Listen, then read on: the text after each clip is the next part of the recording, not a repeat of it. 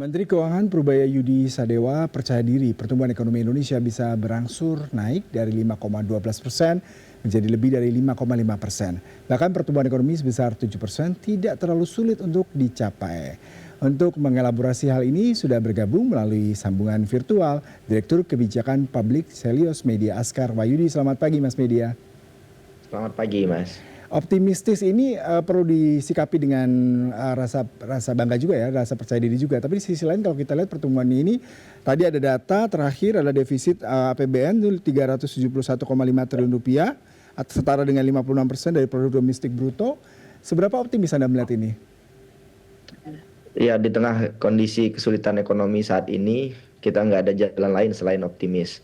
Dan saya kira ekspektasi publik terhadap Pak Purbaya sebagai Menteri Keuangan yang baru juga cukup tinggi.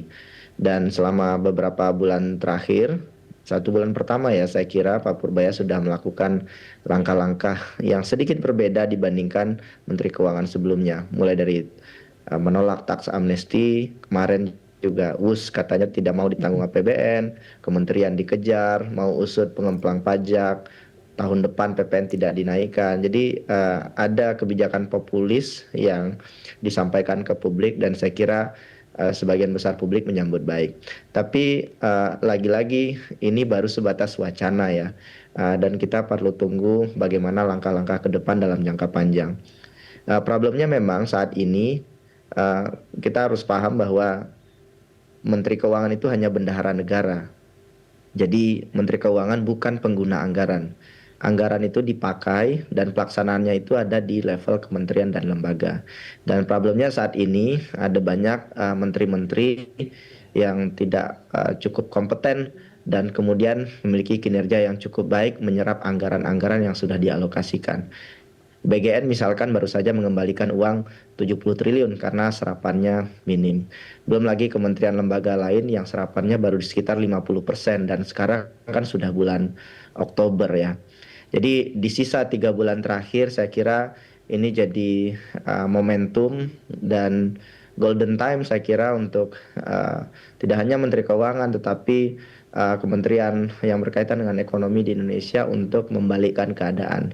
Dan untuk melakukan itu kita perlu langkah-langkah yang taktis ya. Karena kalau penanganannya sifatnya long term, itu juga kayaknya nggak akan mungkin dikejar dalam 3 bulan ke depan untuk mengejar pertumbuhan ekonomi di atas 5%. Jadi saya kira yang pertama yang perlu dilakukan, cek kembali anggaran.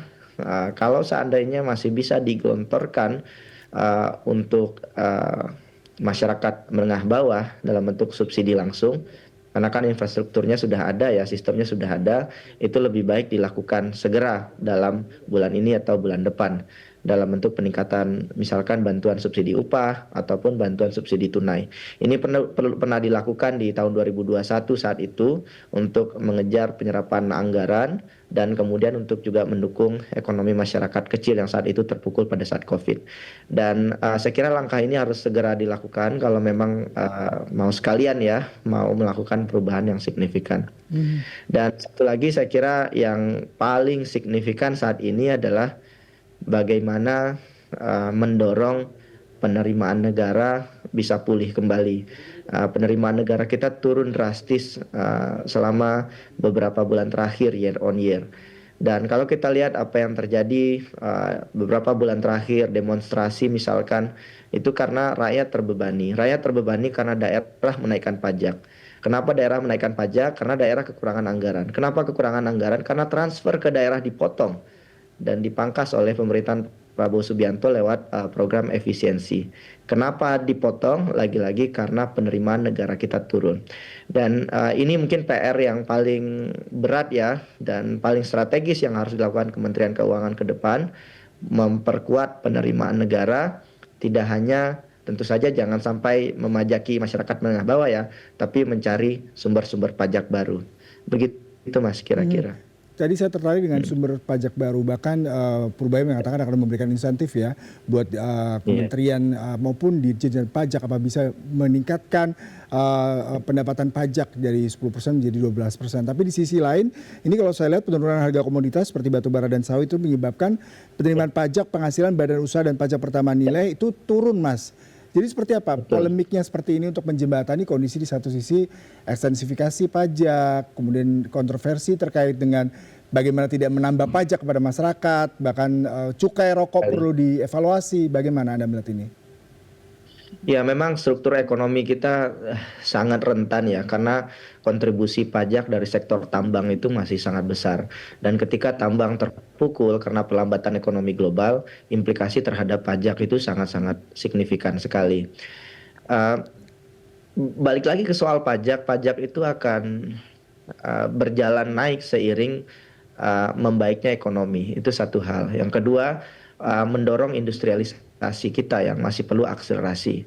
Pada saat bersamaan, kenapa pajak kita rontok? Karena kelas menengah kita hancur ya, dan dengan skema upah murah saat ini di sektor-sektor strategis, lagi-lagi pemerintah tidak akan punya ruang untuk memajaki individu. Itu kenapa ada banyak dorongan untuk mencari pajak baru dari pajak kepemilikan rumah ketiga, misalkan pajak kekayaan, termasuk juga windfall profit tax dari sektor-sektor strategis, termasuk nikel, batu bara, dan seterusnya. Tantangannya adalah ini bisa dilakukan secara teknis, tetapi tidak bisa secara politik. Karena secara politik ini harus melibatkan DPR, melibatkan tentu saja kementerian-kementerian terkait, dan kita tahu bahwa pemain-pemain stakeholder di beberapa kementerian dan juga anggota dewan itu juga berkaitan dengan industri-industri strategis ini.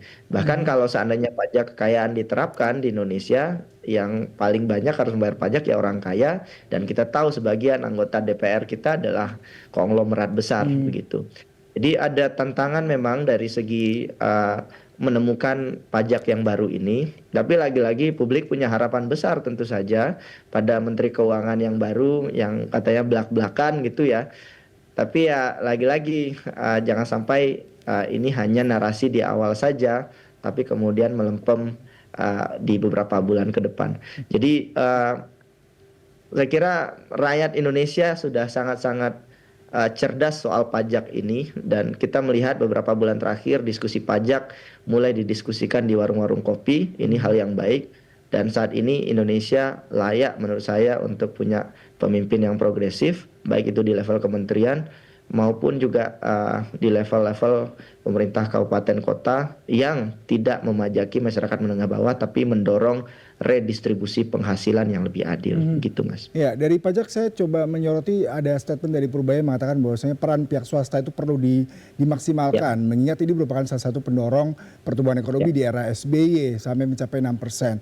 Tapi di sisi lain kondisi ekonomi global, kemudian ketidakpastian geopolitik dan juga sempat kasus kerusuhan seperti itu pasti membuat sejumlah ya, investor berpikir ulang untuk melakukan investasi di tanah air. Sebenarnya seperti apa ya. Anda melihat peran swasta di sini? Ada problem besar soal cara kita memandang ekonomi ke depan ya. Belakangan 10 tahun terakhir, peneliti, akademisi, profesor-profesor, penerima Nobel bahkan itu sepakat bahwa pemerintah itu bukan aktor utama yang menciptakan lapangan kerja. Yang menciptakan lapangan kerja itu adalah swasta. Nah, kalau kita balik lagi ke arah kebijakan saat ini, pemerintah itu kayak masih terlalu jumawa dan sombong untuk kemudian bisa membuka lapangan kerja lewat Kopdes, lewat MBG, tapi lupa bahwa sebetulnya roda ekonomi itu digerakkan oleh swasta. Saya kasih contoh beras misalkan. Bulog itu sukses menumpuk beras di dalam gudang dan klaimnya kan swasembada beras. Tapi lupa yang mendistribusikan beras itu adalah swasta, dan swastanya ambruk karena Mhm. mereka nggak bisa mendapatkan beras itu, sehingga akhirnya beras, kita tahu ya hari ini meskipun katanya swasembada tapi beras mahal. Maknanya apa? Karena negara gagal melibatkan swasta secara signifikan dan melindungi swasta untuk terus berkembang. Contoh lain misalkan BYD di Subang. Itu proyeknya 111 triliun, tapi diancam oleh premanisme misalkan. Dan bingung siapa yang harus mengatasi ini. Dan gimana swasta mau berkembang, membuka lapangan kerja kalau perlindungan terhadap swasta ini tidak dilakukan, termasuk juga insentif-insentif yang strategis.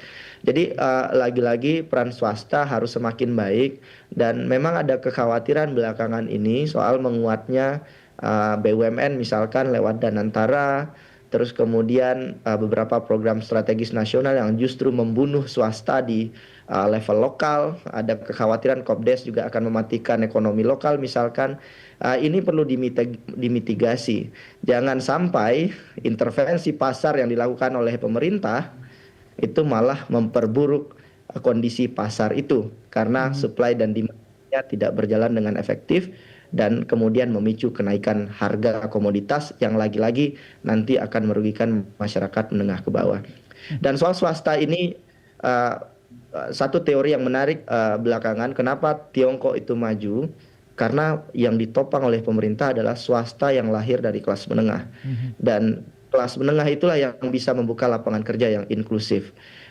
Dan kelas menengah sekarang relatif stagnan ya ekonominya, dan sehingga mereka sulit untuk membuka lapangan kerja baru, membuka UMKM, atau menaikkan level ekonominya sehingga bisa melahirkan nilai tambah bagi penciptaan lapangan kerja. Jadi ini PR-PR yang nggak mudah tentu saja. Saya paham sekali Pak Menteri Keuangan juga baru terpilih, ada tantangan berat ke depan. Tapi lagi-lagi mungkin saya ingin tekankan sekali lagi, problem terbesar kita ada di level kementerian lembaga, pelaksana dari program-program pemerintah itu yang sayangnya menurut saya ini 1 tahun pemerintahan Prabowo Gibran masih jauh dari harapan, karena menteri-menterinya banyak yang hanya turun ke lapangan untuk kepentingan popularitas, tapi lupa mengontrol evaluasi kinerja dari kementeriannya sendiri. Akhirnya yang bekerja di kementerian lembaga itu adalah staf-stafnya yang lagi-lagi akan membuat kerumitan-kerumitan dalam pengambilan keputusan. Ya. Begitu saya kira. Ya.